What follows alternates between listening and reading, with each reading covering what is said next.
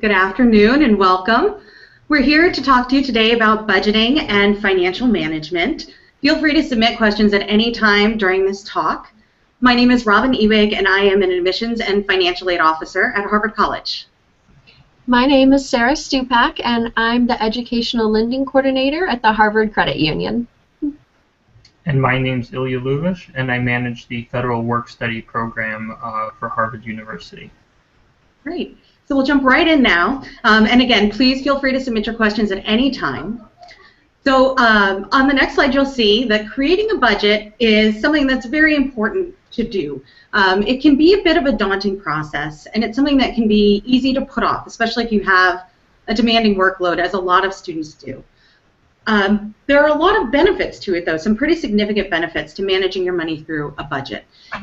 Vitally important when it comes to meeting your financial goals. Whether you're buying textbooks for classes, whether you're saving up for a new computer, or perhaps even down the road, saving up for a down payment on a house, a budget is going to help you figure out the best way to do that and the best way to manage your money. You can think of it as a roadmap. It's going to help you guide your way to your goals. At its core, a budget is just a plan that you make to help you decide how you're going to be spending your money. It can restrict your spending, but it also gives you the freedom to make sure that you have money available for the things that you really want. So moving through to the next slide, we can look at some of the things that you can actually do with your budget. So a functioning budget that you use regularly can help alleviate some of that financial stress that students and adults often feel. Your budget is first going to cover your current expenses. And then you can also put money into savings to help you plan for unforeseen expenses, medical bills, changes in your income. It also helps you plan for the future, and it promotes forward thinking.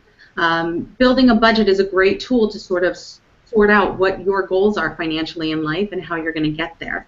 But a budget is not all about work and no play. You can budget for the fun things too.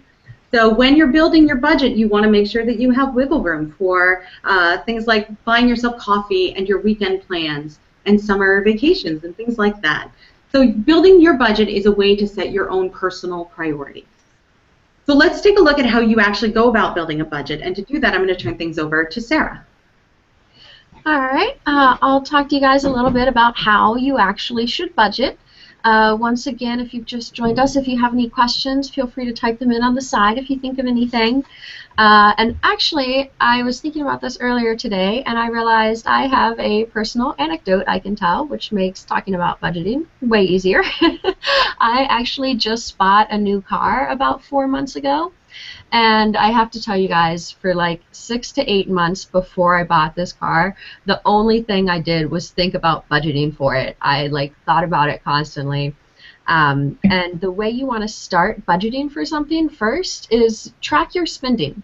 Figure out what you have going out and what you have coming in. So you'll want to, if we move to the, where it's on the right slide, sorry, you'll see there's a sample budget on the PowerPoint slide that's up. I actually have a spreadsheet that looks exactly like this. You'll just want to put down any income that you have, if you have a job, if you have any additional funding from anything. You want to know how much you have coming in and then figure out how much you have going out. So you'll have a list of rent, your cell phone. I had like utilities and student loan bills and stuff like that on mine.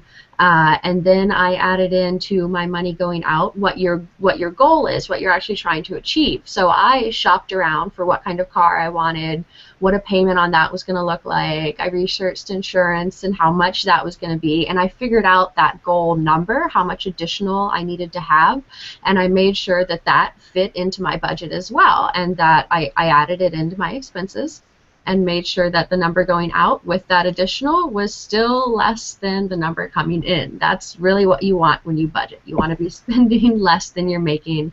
Make sure that you have everything covered. So you can think about it in terms of that. Just make a list of everything that you need to cover and make sure that you can meet that. You want to cover your needs first, obviously. You might not be able to get everything that you want if you can't cover all of your needs, but we'll talk about ways to cut costs later. You can determine also your own priorities with budgeting. You don't have to, like Robin said, it doesn't mean that you can't have any fun or like do anything or get Starbucks every morning. You just have to make sure you've allotted that into your budget, and you can, as when you take control of your money, you can do whatever you want with it, really. It's a little harder if we move to the next slide. It's a little harder during periods where you might not have steady income, so like this summer coming up. Let's say you're going on, the example on the slide is the Spain study abroad trip.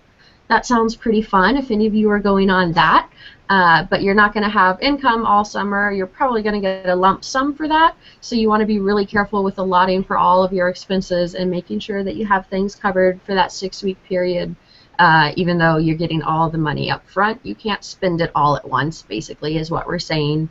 So you'll want to make sure you have travel expenses, room and board, food covered, and especially, it's really important during periods with no income, you really want to have wiggle room there. You don't want to, you're not getting a paycheck every week, so you really need to make sure you've accounted for everything and that you have a little extra in case something comes up or you forgot something minor. On the next slide, like I kind of mentioned earlier, you don't have to cut out anything fun when you budget. Budget doesn't mean only necessities and not things that are just personal for you that you like. So if you build a budget that only accounts for your necessities, you're probably not going to stick to it really well because you're still going to do things you want. You're just going to feel bad about it if you didn't budget for it. So you'll want to make sure you build a realistic budget where you've covered your needs, but you've also allowed for spending money on things that you just like, little additional treats for yourself.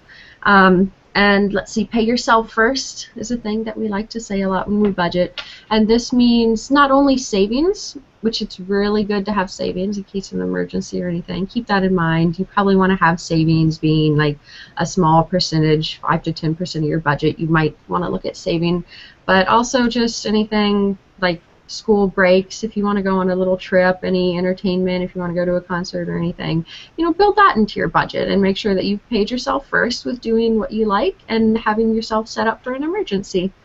And a good way to do that is by tracking spending and knowing where your money is. And for telling you about that, I'm going to turn you over to Ilya. Thanks so much, Sarah. So as we move to the next slide, building a budget is the first step to financial success, and having a budget is great, but you need to track your budget and track your spending. Some of you might choose to do this on a weekly basis. Some of you might choose to do this on a monthly basis. But let's talk about the different ways to do that. So depending on your spending medium, you might find it easier to use credit or debit. Most of us do use plastic nowadays. And that provides a relatively easy way for you to track your spending.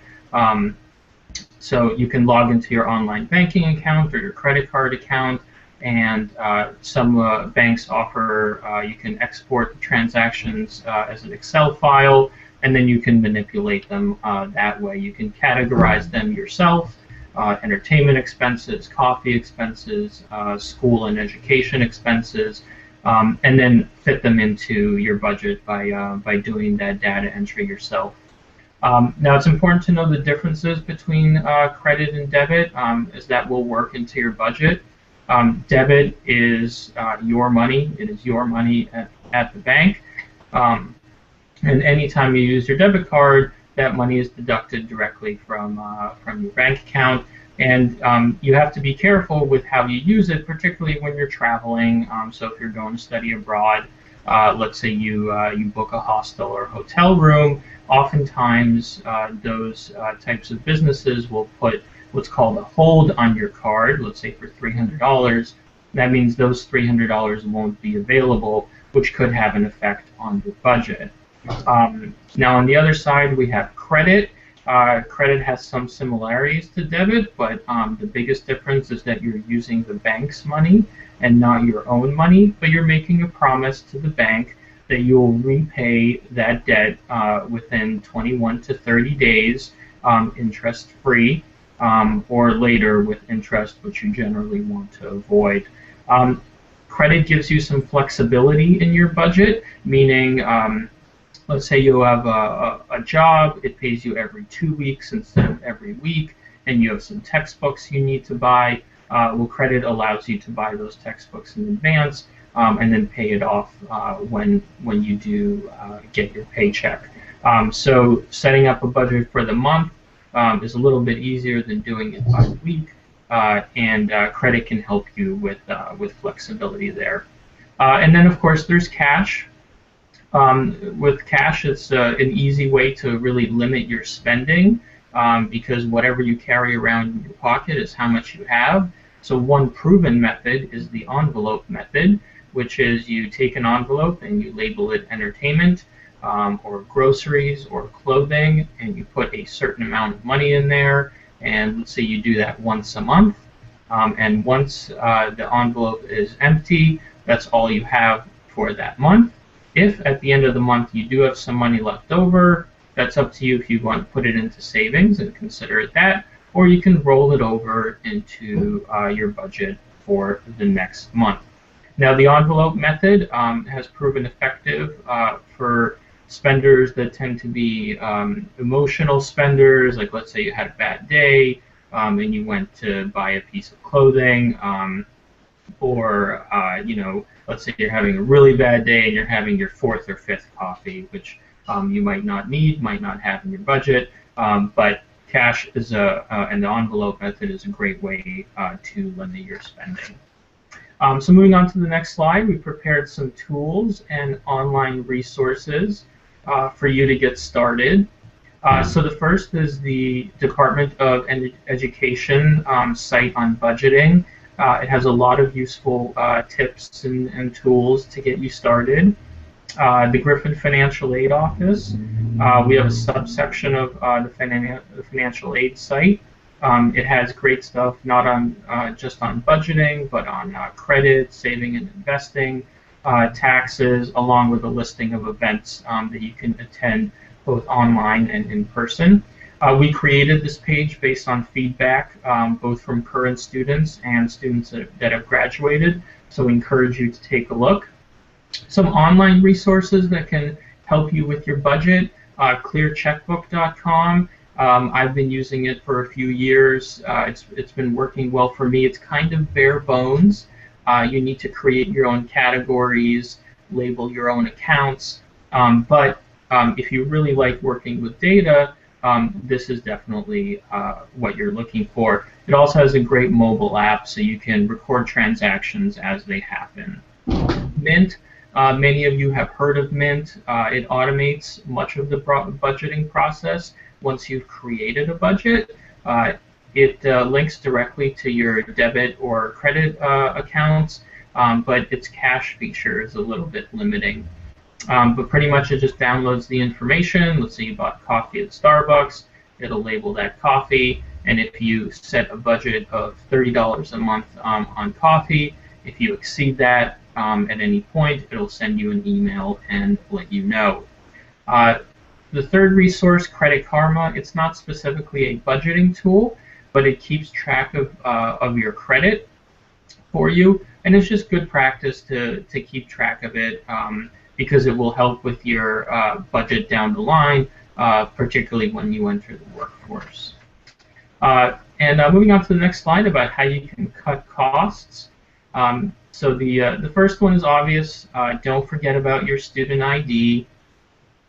Even if somewhere you go to buy something, if it's in person, even if they don't have a student discount, you should always ask. It doesn't hurt to ask, and most of the time they'll have something available for you because you asked.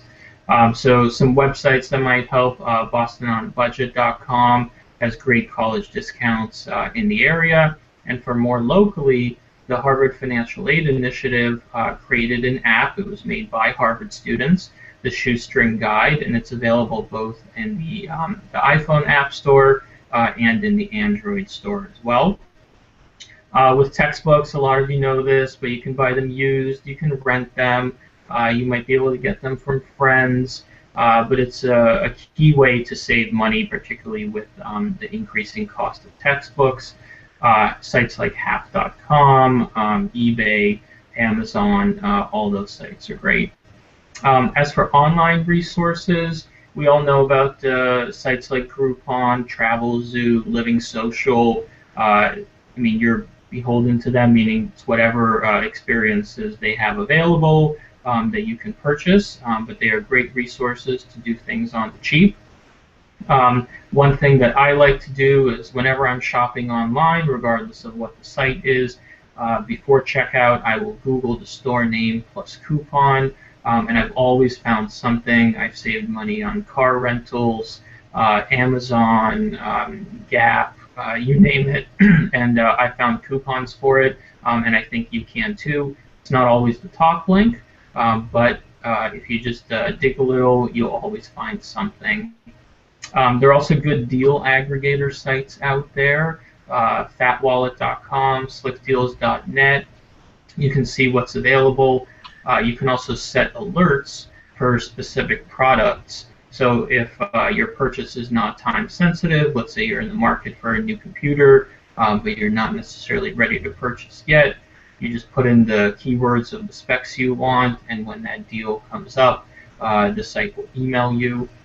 And finally, there's a site called camel,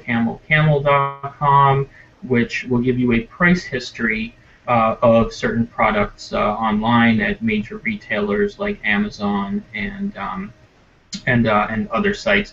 But information is power. So if you know that, let's say you're buying some widget and it's $49.99, but 3 weeks ago it was $29.99, you can make a more educated decision about whether you want to buy now or purchase later. And all of these little things, they do add up, and they give you that wiggle room in the budget that you need. And finally, this is very important to me. Avoid those additional charges. Library fines, you don't get anything out of it, and you're just spending money. Missed appointments at UHS, I know I've missed a couple, and those quickly add up. $25 here, $25 there. For some of you, that $25 might be the wiggle room in your budget, and you don't want to waste it on something like a missed appointment. Parking tickets, you don't pay the meter, or you're a few minutes late, you get a parking ticket. You don't want to do that. Be on the safe side. Late fees, try to avoid those at all costs. Remember, it's you're not getting anything from them, so it's just a waste of money. Thank you so much for tuning in. We encourage you to ask questions in the Q&A module, and take the time to upvote questions if you see any relevant questions that work for you. And we will also post this on our website and on YouTube for viewing after we're done here. Thanks so much.